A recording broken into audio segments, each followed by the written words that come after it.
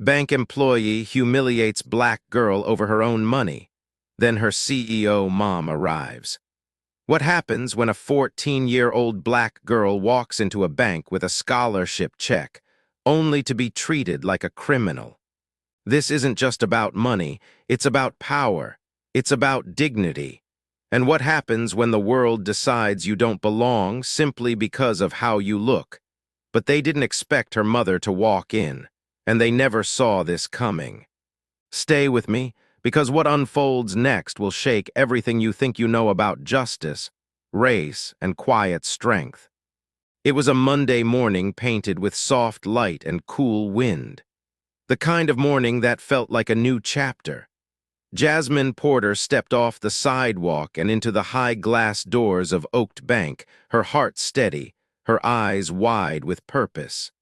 She was only 14, but her presence carried the quiet poise of someone raised with principle. Dressed neatly in her school uniform, blazer, plaid skirt, and worn-in loafers, she clutched a slim folder to her chest. Inside it, a check for $5,000, a scholarship she had earned on merit alone. She had told her mother, "Let me do this on my own." It wasn't about the money. It was about what the money represented: pride, growth, independence.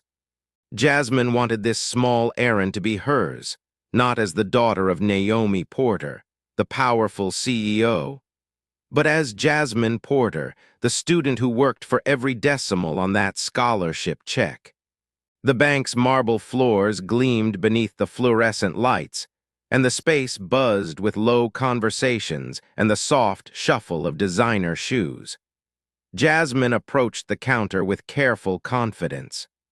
Her fingers gripped the folder tighter as she waited behind a tall man in a business suit. She glanced around. People moved with ease, some offered coffee, others escorted to private desks. She stood alone. The teller was a young white man with sandy hair and a name tag that read Tom.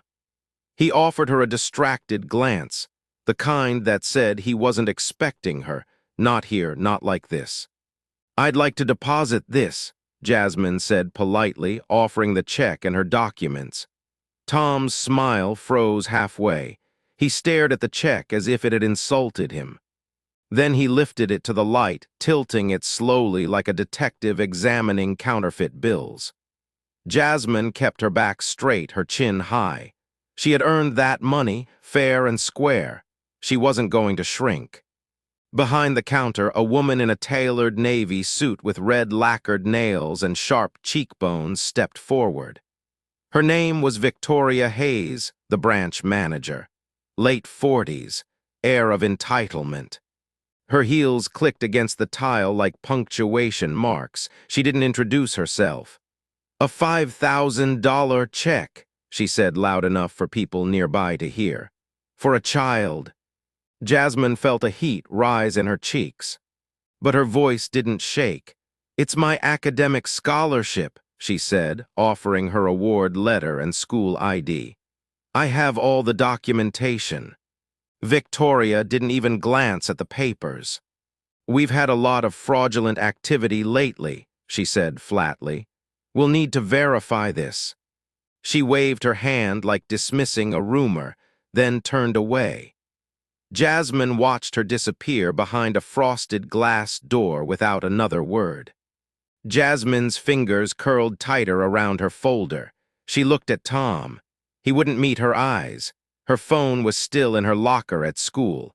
She hadn't brought it, thinking she wouldn't need it for a simple deposit. I need to call my mom," Jasmine said softly. "She's expecting me back soon." Tom didn't respond. Another teller looked up, then quickly looked away. Victoria re-emerged, arms crossed. "That's not our concern," she said without emotion. "You'll wait until we finish." The words struck like cold water. Jasmine's mouth tightened. Her shoulders stiffened, but she didn't speak again. She had been raised to show grace, especially when the world didn't. Minutes passed, then more. The lobby swelled with foot traffic. Jasmine remained near the counter, her folder still in hand, her scholarship check untouched. Whispers floated around her like shadows. Some customers stared, others avoided looking at all. She stood there invisible but on display. Inside her, a quiet ache grew, not just from humiliation but confusion. How could a moment meant to celebrate her achievements feel like punishment? She remembered her father's words, "You do the right thing even when no one sees it," especially then. And yet here she was, doing everything right, being treated like she had done everything wrong. Victoria paced behind the counter. She leaned toward Tom, speaking in a hushed voice, but Jasmine heard just enough. "We can't just let anyone walk in and expect to be treated like they belong," she muttered. The words burned. Jasmine clenched her hands. Anyone? Belong? She looked at the others in the lobby. A woman with a pearl necklace and a Louis Vuitton handbag smiled as a teller escorted her behind velvet ropes. An older man with a golf hat was offered a seat and espresso. And Jasmine? She was still waiting. Her face gave nothing away, but inside her chest, a storm had started. She thought back to the morning, the way her mom smiled at her across the breakfast table. "You're sure you don't want me to come?" Naomi had asked, her voice gentle. "I've got it, Mom," Jasmine replied with a quiet smile. "It's time I learned to do these things myself." Her mother had nodded, pride in her eyes. Jasmine had felt 10 feet tall. Now she felt smaller than the space she'd been left to stand in. Still, she didn't cry. She didn't shout. She didn't run. She stood, a young black girl, in a place that told her she didn't belong, and she endured. But even in her silence, something inside her was changing. This wasn't just about a bank deposit anymore. It was about something deeper.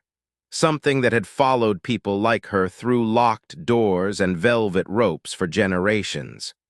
And today it had a name, it had a voice, and soon it would be heard. Silent racism in plain sight. From her quiet corner near the polished columns, Jasmine stood like a ghost among marble and glass. People passed her without a word. She wasn't seated. She wasn't assisted. She wasn't even acknowledged.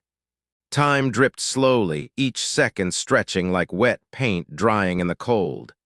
She watched the rhythm of the room, the way the staff moved, who they smiled at, how they greeted. And it didn't take long to see the pattern. A white couple entered. Late 50s. The woman wore a silk scarf and carried a purse that probably cost more than Jasmine's scholarship. They hadn't been in the bank 2 minutes before Victoria Hayes swept in like a hostess at a luxury hotel. "Oh, Mr.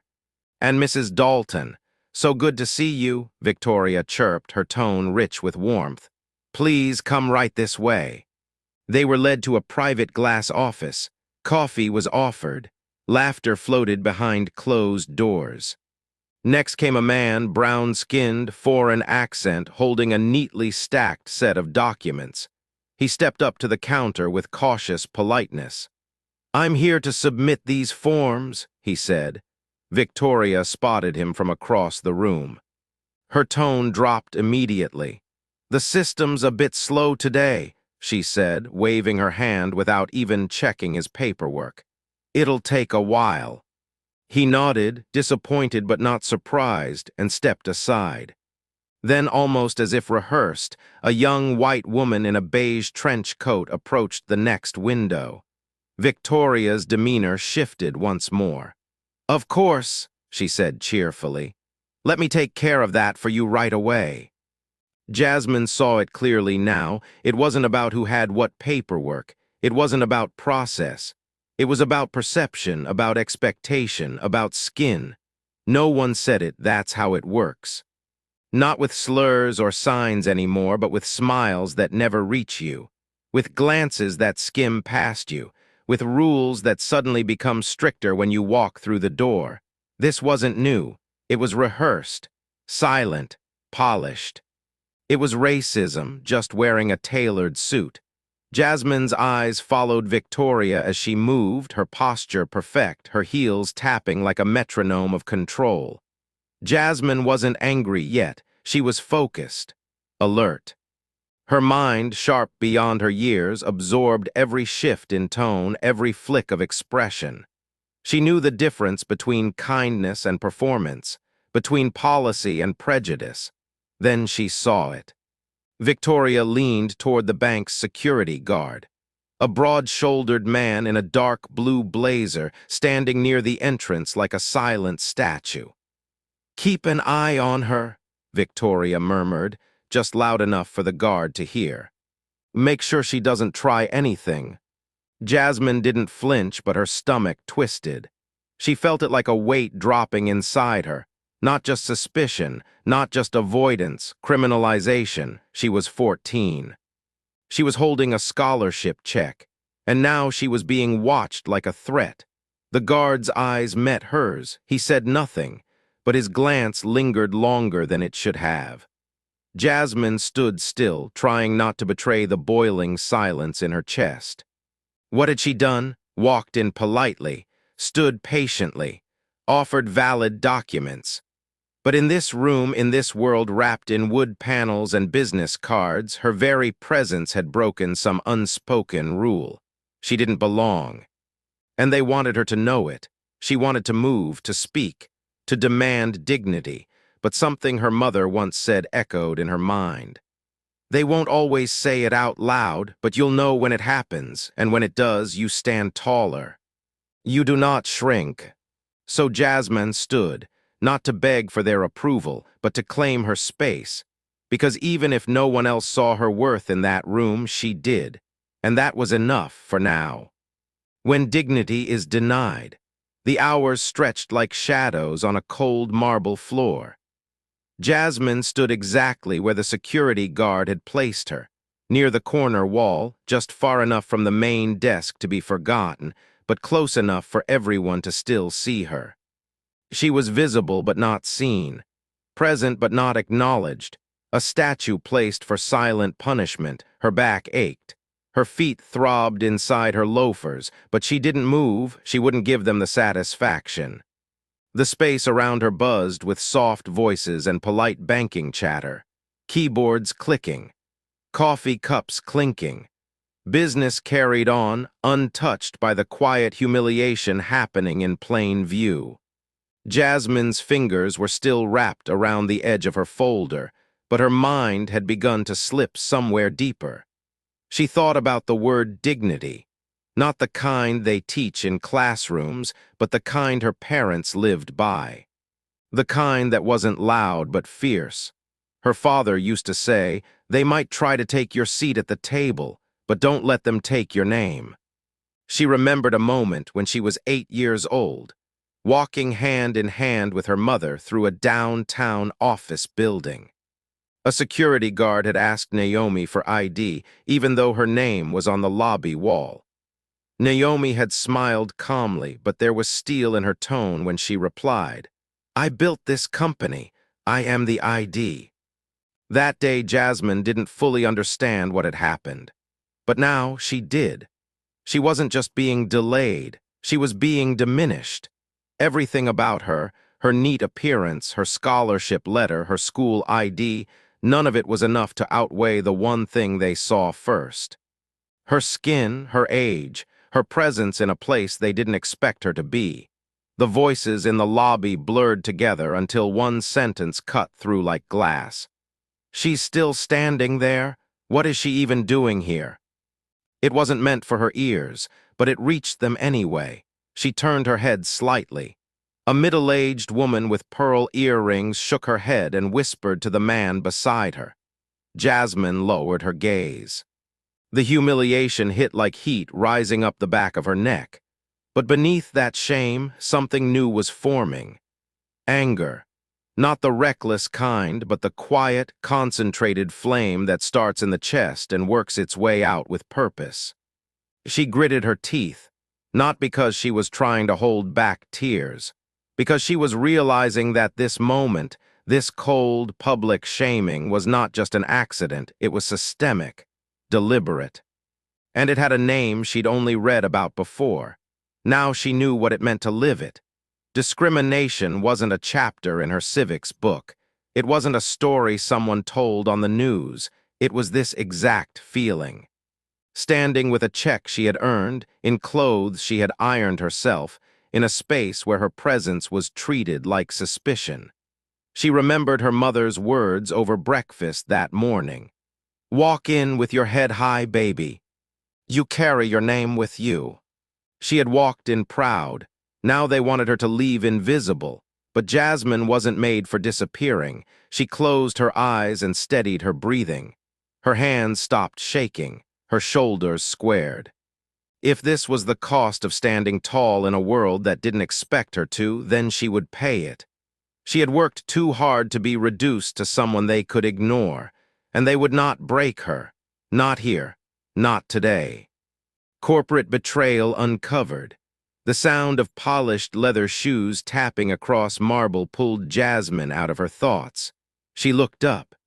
Through the glass entrance of the bank walked a tall man in a charcoal gray suit. His movements were measured, confident, like someone who had never once been told he didn't belong.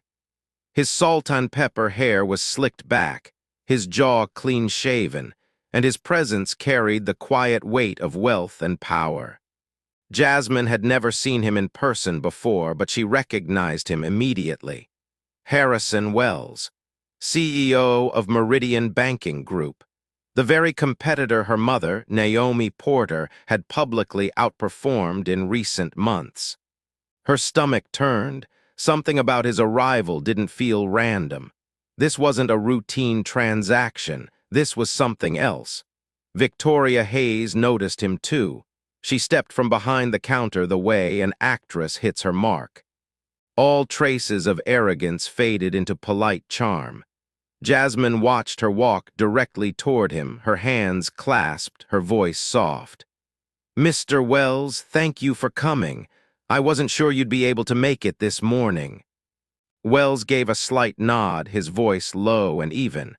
"I wouldn't miss it. Do you have the materials?" Jasmine's breath caught in her throat. Victoria glanced around quickly, then motioned toward a small side room with tinted glass. She led him inside, the door closing quietly behind them. But the blinds weren't drawn all the way. Jasmine shifted her position just enough to see inside from where she stood. Victoria opened a manila folder.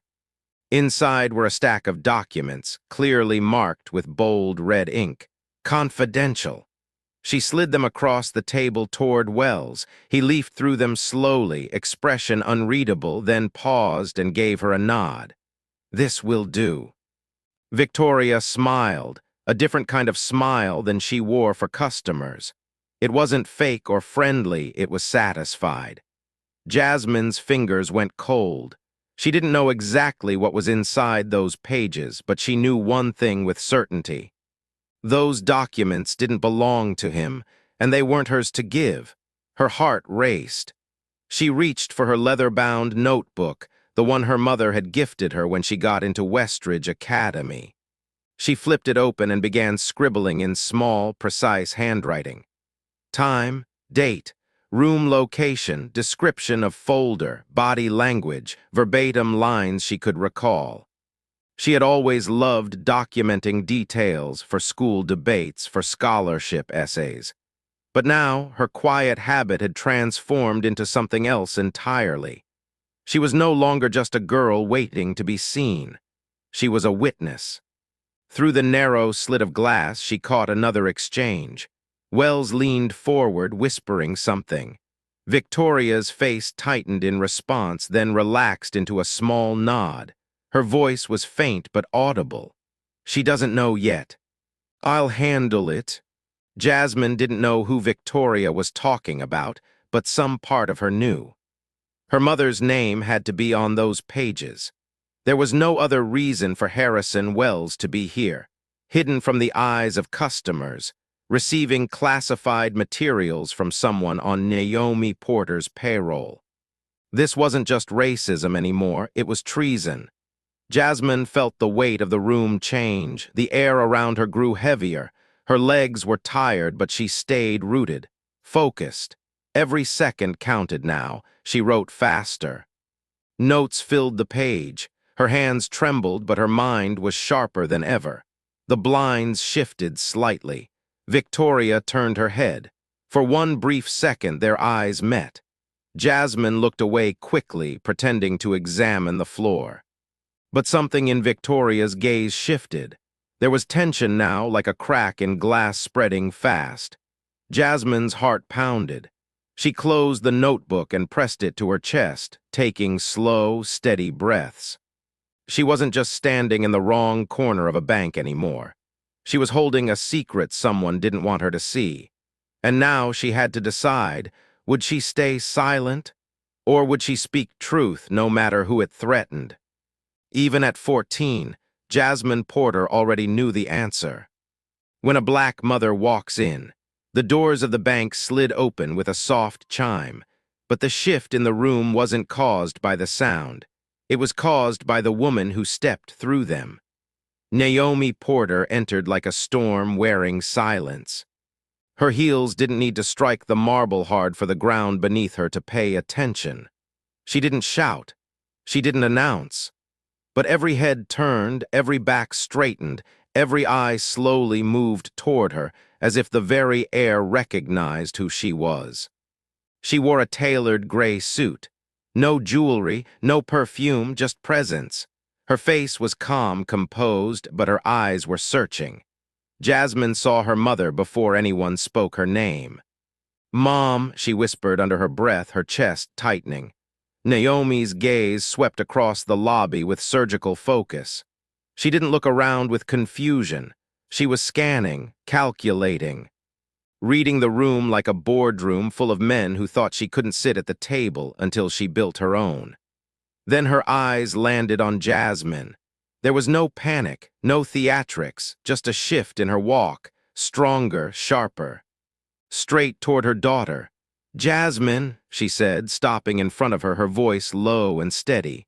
"Are you all right?" Jasmine nodded once, but her lips trembled as she opened her notebook and held it out. "There's something you need to see," she said, voice calm but edged with urgency. Naomi took the notebook with the same careful reverence she gave to corporate reports that could make or break empires. She opened it and began to read. Silence fell again, but this time it was different. Not the silence of dismissal, the silence before thunder. Jasmine had written down every detail. Times, names, words spoken, behavior observed, and near the bottom, the confidential folder. The meeting, the man, the exchange. Victoria Hayes appeared from the far side of the room, clearly unaware that the weather inside the bank had changed. "Miss Porter," she began with a plastic smile, "we weren't expecting you today. Is there anything I can help?" Naomi didn't even look at her. Instead, she turned to Jasmine again. "Did anyone touch you?" she asked. "No," Jasmine replied, "but they tried to make me feel like I didn't belong." Naomi nodded once, then turned slowly to face Victoria. Her voice was still quiet, but every syllable was razor-sharp. "You owe my daughter an apology." Victoria blinked. "I don't know what this is about," she said, forcing a nervous laugh. "We were simply verifying a check, nothing out of the ordinary." Naomi raised the notebook slightly, letting it speak for her. "I suggest you read this before saying another word," she said. Victoria reached out, but Naomi didn't hand it over. "You'll get your chance to answer," Naomi continued. "But not here, not today." Then she turned back to Jasmine and placed a hand on her shoulder. "You stood here," she said softly, "alone for hours, and you documented everything." Jasmine nodded, her voice barely a whisper. "I didn't want them to rewrite the truth." Naomi smiled, not wide, not proud, just knowing. "They won't," she said, "not anymore." And with that, the weight of silence lifted.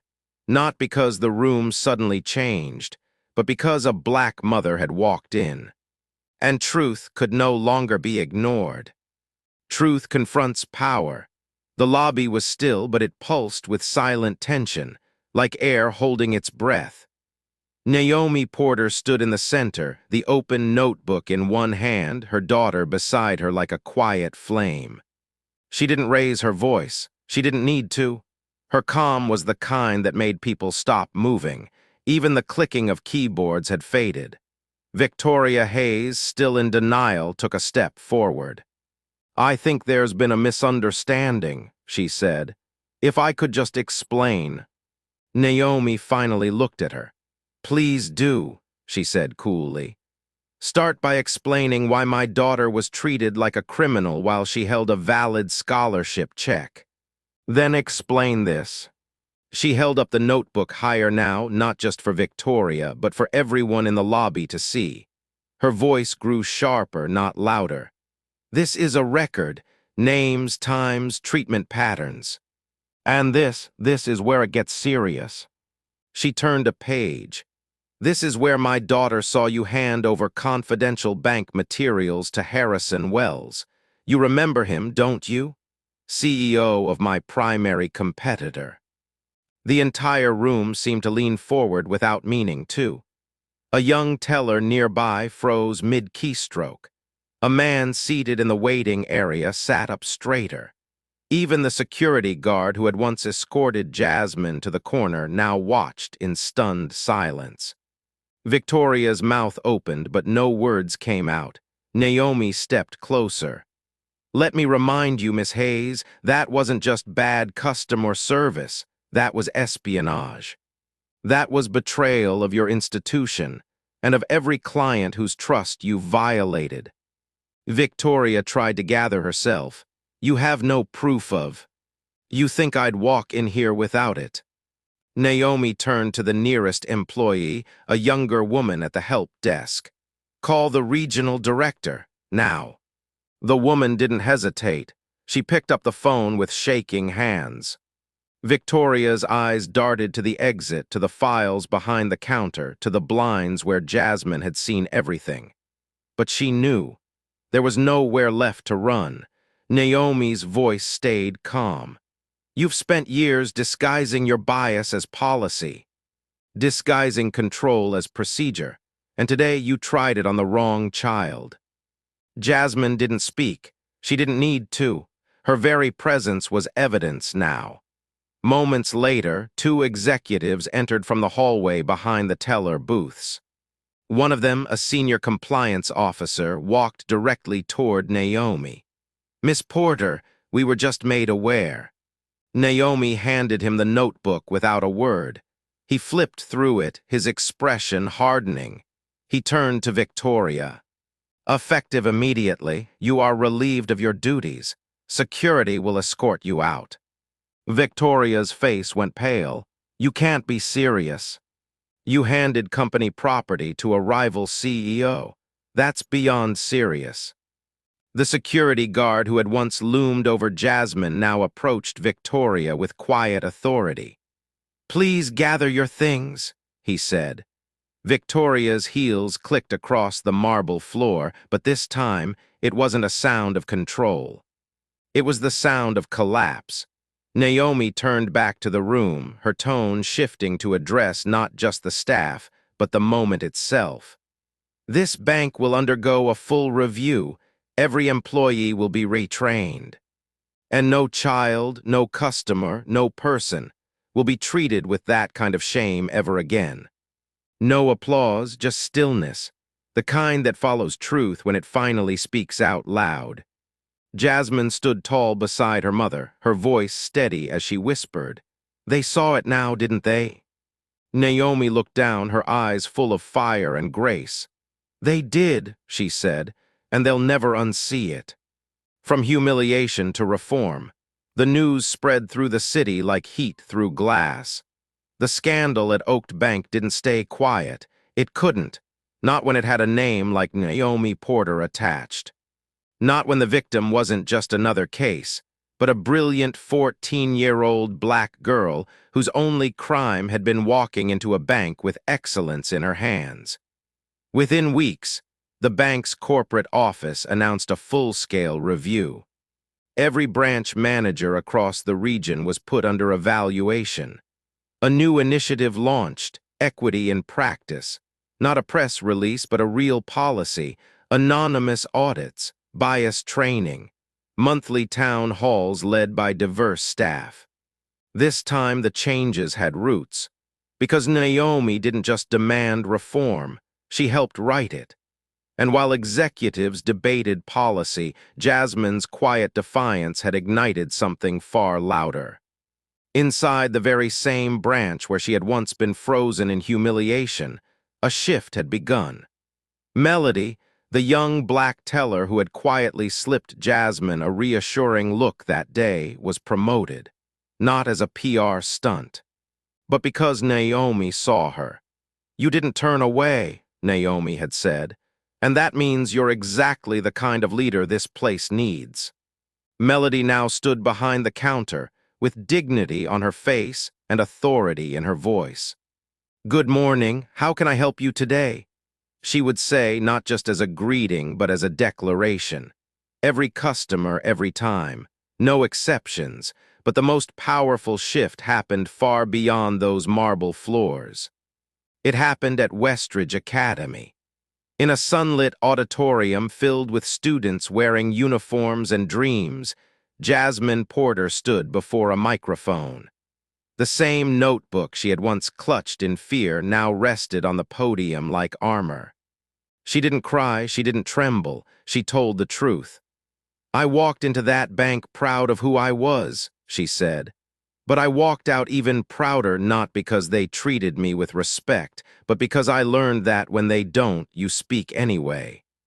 The room was silent, then a hand went up. "How did you stay calm?" a girl asked. Jasmine smiled. "I didn't feel calm, I felt angry, but my mom taught me something. When the world tries to shrink you, you don't make yourself smaller.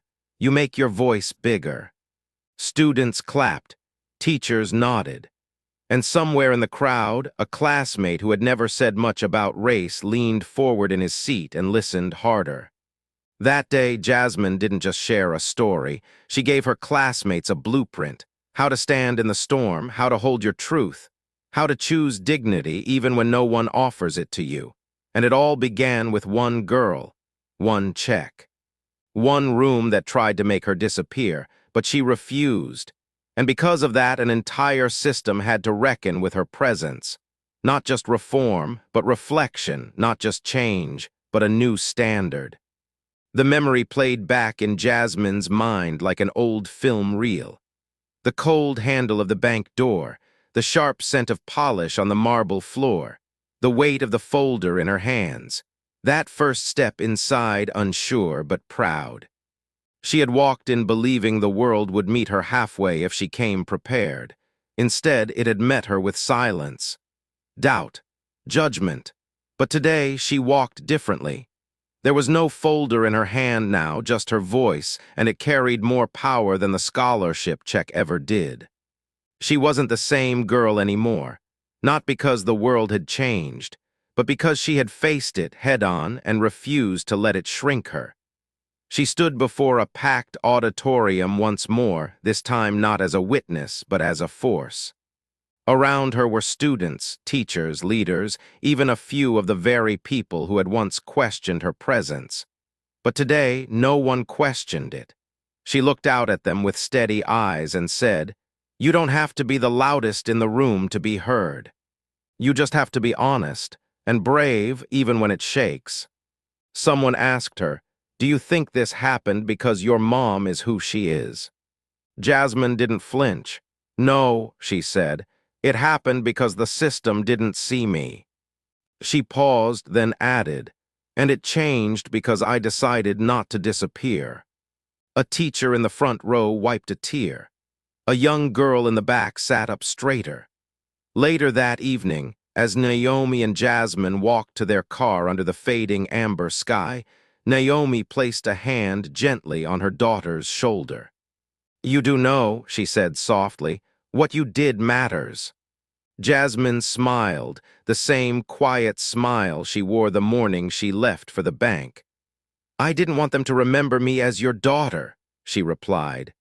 "I wanted them to remember me because I stood my ground." Naomi nodded, "And they will." The streetlights flickered on above them. The city buzzed around their footsteps. Behind them was a system still trying to make sense of what it had done. But ahead of them was a path now lit by a 14-year-old black girl who didn't wait for permission to be respected. Not because she was the child of a CEO, but because she was enough, exactly as she was. And maybe that's what this story truly reminds us, that sometimes the quietest courage comes from the youngest voices. That dignity isn't something you're given, it's something you carry, even when the world tries to make you forget it. Jasmine didn't need to shout, she just stood. And because she stood, others had to look, others had to listen. Let this be a reminder to all of us to see, to speak, to stand, not only for ourselves, but for those who are too often overlooked. If this story moved you, take a second to like the video, subscribe to the channel, and share your thoughts in the comments below. We'd love to hear what part of Jasmine's story spoke to your heart. And don't go far in the next episodes. We'll continue bringing you powerful, true stories of Black lives. Stories of struggle, resilience, and triumph that will challenge what you thought you knew and inspire you in ways you never expected. Because here on Black Unbreakable, we don't just tell stories. We honor legacies, we speak truth, and we rise. See you in the next chapter.